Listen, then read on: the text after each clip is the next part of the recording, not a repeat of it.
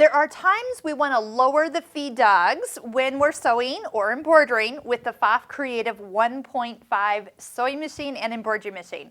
So first off, slide off your accessory box, and you can reach around to the back side to find this, but let me show you what you're looking for or what you're feeling for.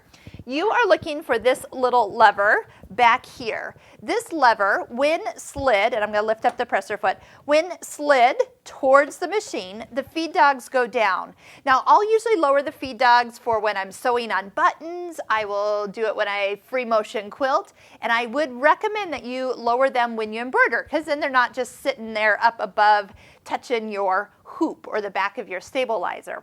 Now, here's just a note about feed dogs. When you go to re-engage them, they don't come up until you take a stitch. So if you want to physically see them come back up, just turn the hand wheel or just step on your foot control, and you'll actually hear them kind of click back up. So if they're down, okay, nothing's going to be moving your fabric through.